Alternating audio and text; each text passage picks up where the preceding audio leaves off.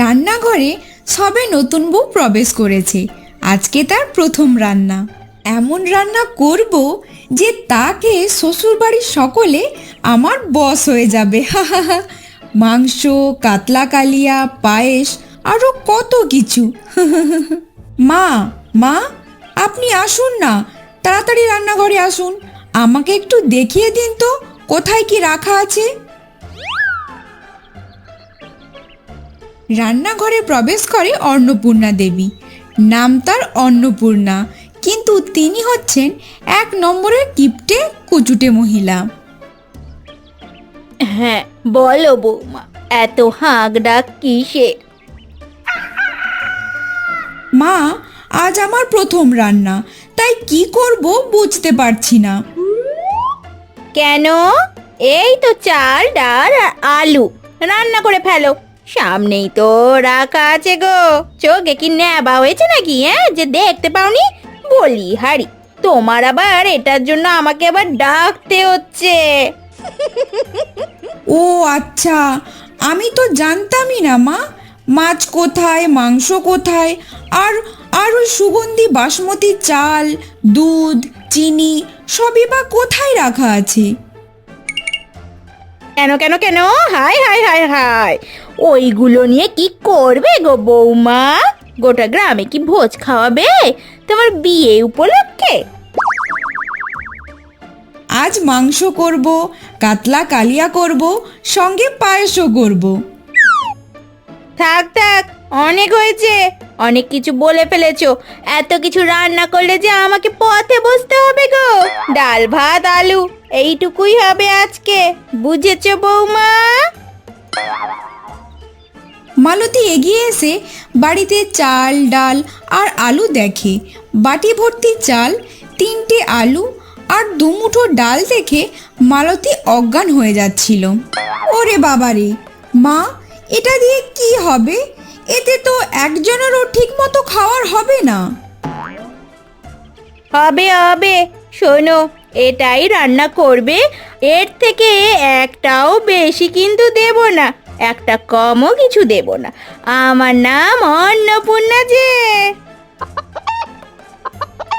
আপনার নাম কিপটে দিলে তো সবচেয়ে ভালো হতো। কি বলছো কি তুমি বৌমা? ও বৌমা, কিছু কি বললে? এইটুকু জিনিস দিয়ে কি এমন রান্না করা যায়? সব করা যায়, আমি যাই।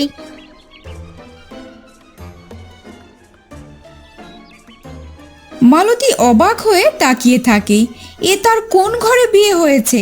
মালতী রান্না করে ফেলে। অবশেষে ভাত খেতে বসে যায়। ভাত খেতে বসে মালতী ভাত ডাল আর আলু দিয়ে ভাত খেতে পারে না। তার চোখ বেয়ে জল গড়াতে থাকে। বৌমা, কাঁদছো কেন? বাবা মায়ের কথা মনে পড়েছে নাকি? খেতে বসে কান্নাকাটি করতে নেই গো বৌমা। কান্নাকাটি করলে গৃহস্থের অকল্যাণ হয়। আমার কপাল পুড়েছে মনে হয় মা। মালতী আর কিছু বলে না। সেই দিন অনেক কষ্ট করে মালতী খায়। পরের দিন সকালবেলা আবারও শুরু হয় ওই একই জিনিস। আজকে কি রান্না হবে মা? এই নে মালতী, আজকের মেনু ডাল ভাত আর আলু ভাতে। মা, কালকেও তো একই রান্না হয়েছিল, আজও তাই? তো কি হয়েছে? আমাদের বাড়িতে রোজ রোজ এই রান্নাই হয়, বুঝেছো? অন্য কিছু রান্না হয় না। এইভাবেই তো টাকা বাঁচাতে হয় গো বৌমা। তুমি আমাকে বেশ খুশি করেছো। আজ আমি মাছও খাবো, মাংসও খাবো। এই শোনো, তুমি কোথাও গিয়ে মাছ মাংস নিয়ে আসবে। ঘরের ভেতর থেকে বেরিয়ে আসে বল্লভ। কি হলো কি? এত ডাকাডাকি কিসের? এই শোনো, মাছ আর মাংস নিয়ে আসো। আমাদের বাড়িতে এসব রান্না হয় না, আর সত্যি কথা বলতে এসব খেতেও হবে না। মানে কি? তুমি আসলে কি বলতে চাইছো? রান্না হয় না মানে?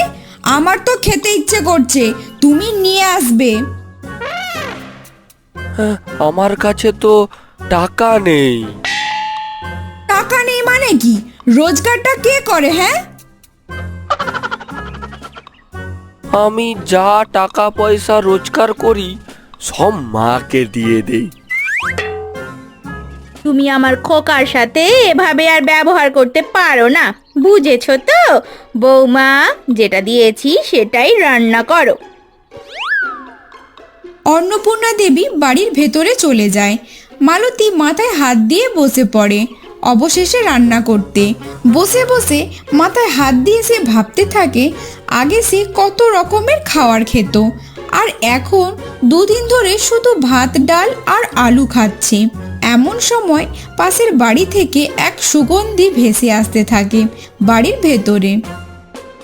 আহ, এত সুন্দর গন্ধ আগে কখনো পাইনি। মনে হচ্ছে মাটন কষা হচ্ছে। আমার খুব খেতে ইচ্ছে করছে। মালতী পাশের বাড়ি চলে যায়। পাশের বাড়ির বৌদির সাথে গিয়ে গল্প করতে থাকে। আরে আরে, কেমন আছো নতুন বউ? বসো বসো বসো। ভালো আছি দিদি, এই তোমার সাথে একটু গল্প করতে এলাম। বসো বসো বসো। দুজনে মিলে গল্প করতে থাকে। মালতী মনে মনে অপেক্ষা করতে থাকে কখন বৌদি বলবে একটু মাংস খেয়ে যাও, কিন্তু বৌদি সে কথা আর বলে না। রান্না শেষ করে মাংস আলাদা করে সরিয়ে রেখে দেয়, তারপর উঠে চলে যায়। সেই সুযোগ পেয়ে মালতী চুপি চুপি রান্না করা মাংস নিয়ে দৌড়ে বাড়ির পেছনে চলে যায় আর লুকিয়ে বসে গপাগপ করে খেতে শুরু করে। একদিন পর মাংস খাচ্ছি, অথচ মনে হচ্ছে যেন কতদিন পর খাচ্ছি। মালতীর এরপর থেকে একটা স্বভাব তৈরি হয়ে যায়। সে সুযোগের বাহানায় থাকে। প্রতিবেশী দিদির বাড়িতে যখনই কোনো ভালো রান্না হয় তাদের বাড়িতে গিয়ে গল্প করার ছলে রান্না করা খাবার খেয়ে চলে আসে, আর না হলে রান্না করা খাবার চুরি করে নেয় আর ঘরের পেছনে বসে বসে খায়। এই সব করতে করতে মালতীর শরীর একটু ভারী হয়ে যায়। আচ্ছা, তুমি আমার কাছে বসে কথা বলছিলে না, তারপরে আমি উঠে যেতেই আমার রান্না করা কাতলা মাছের কালিয়া সব উধাও। সত্যি করে বলো তো, তুমি নিয়ে চলে এসেছো নাকি? কি বলছো কি দিদি? আমি কেন এসব করব? তোমার শাশুড়ি মা যা কিপটে, বাবারে বাবা, মানে তো সেই ডাল ভাত আলু ছাড়া কিছুই খায় না। তাই বলি, তুমি লোভে বশবর্তী হয়ে আমাদের বাড়ির রান্না চুরি করেছো, তাই তো? তুমি আমাকে চোর বলতে পারলে? আমি এরকম কিছুই করিনি। এই, তুমি কিছু বলছো না কেন? তোমরা কি বলছো? আমি তো কিছুই জানি না। নতুন বউ চুরি করেছে, এটা আমি একদম নিঃসন্দেহে বলতে পারি। এত বড় সাহস, আমার বাড়িতে দাঁড়িয়ে তুমি এত বড় একটা কথা বলতে পারো, তাও আবার আমার বৌমাকে? হ্যাঁ, বলতে পারি, কারণ কমাস যাবত আমার বাড়ি থেকে খাবার চুরি হচ্ছে। আমার বৌমা চুরি করেছে সেটা কি করে বুঝতে পারছো বলো তো? কদিন থেকেই লক্ষ্য করছি আপনার বৌমার শরীরটা বেশ মোটা হচ্ছে। কারো শরীর এত ডাল ভাত খেয়ে নাদুস নুদুস হয় না, বুঝেছো?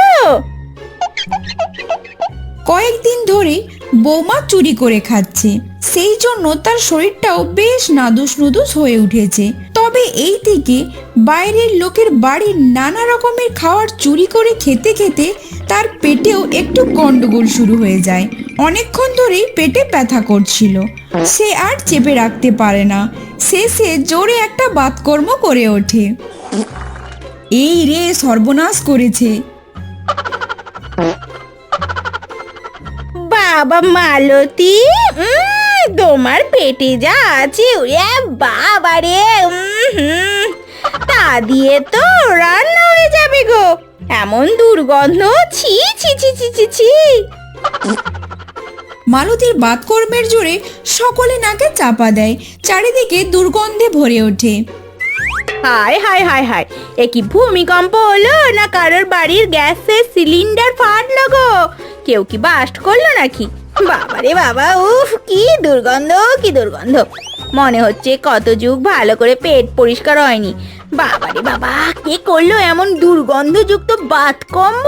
সে প্রত্যেক দিন প্রচুর পরিমাণে নিশ্চয়ই মাছ মাংস খায়, তার জন্যই পেটে এত দুর্গন্ধ হয়েছে। মালতী এবার ভীষণ অস্বস্তিতে পড়ে যায়। আমি তো এটাই বলছিলাম মালতী, প্রত্যেক দিন খাওয়া চুরি করে খায়। ছি ছি ছি ছি, চোর বৌমা! নতুন বৌমা যে চোর সেটা তো আগে জানতাম না। মালতীর আবার পেটের যন্ত্রণা শুরু হয়ে যায়। সত্যি মালতী কয়েকদিন থেকে উল্টো পাল্টা চুরি করে খাওয়ার খেয়েছে, সেটির যন্ত্রণায় ছটফট করতে থাকে। আমি আর কোনোদিন এভাবে খাবো না, আমার ভুল হয়ে গেছে, আমাকে ক্ষমা করে দাও, আমাকে ডাক্তারখানা নিয়ে চলো, পেটে ভীষণ যন্ত্রণা করছে, খুব কষ্ট হচ্ছে। মালতী কান্না করতে করতে আবার একটা বাতকর্ম করে, আর তার গন্ধে সবাই নাকে চাপা দেয়। ডাল ভাত আর আলু খেয়ে সত্যিই তো এইভাবে বাতকর্ম করা সম্ভব নয়। তার মানে বৌমা, ও বৌমা, তুমি লোকের বাড়িতে গিয়ে খাওয়ার চুরি করে এনে খাও, আমার মান সম্মানটা তুমি রাখলে না। আমি কি করব? আমি খেতে ভালোবাসি, আমার বাবার বাড়িতে কত কি খেতাম। আপনার এখানে আসার পর থেকে শুধু ভাত ডাল আর আলু, টাকা পয়সা চাইলেও আপনার ছেলে আমাকে দেয় না, আর কিছু ভালো খাবার খেতে চাইলেও সেটা জোটে না, তাই আমি বাধ্য হয়ে এসব করেছি। বুঝেছি বুঝেছি, আমি সব বুঝতে পেরেছি অন্নপূর্ণাদি। হ্যাঁ গো দিদি, তুমি তোমার বৌমাকে কি খেতে দাও না গো? ছি ছি ছি ছি ছি, তুমি যেমন হাড় কিপটে মানুষ, শুধু ভাত ডাল আলু 1 বছর হতে চললো, শুধু ভাত ডাল আলু খেয়ে কি কেউ আর থাকতে পারে গো বলো? কেউ কি সুস্থ থাকতে পারে বলো বলো?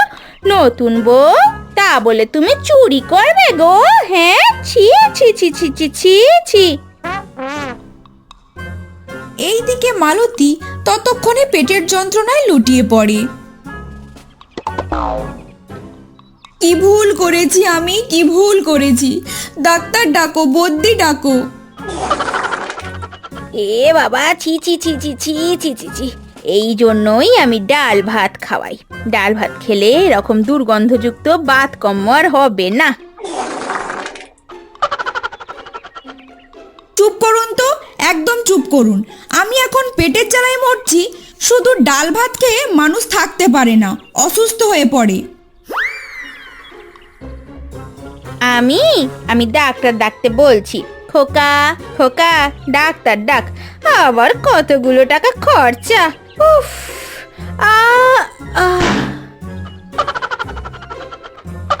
এ কথা বলতে বলতে অন্নপূর্ণা দেবীও মাথা ঘুরে পড়ে যায়। দুজনেই বিছানায় বসে আছে, ডাক্তার দেখে গেছে একটু আগে।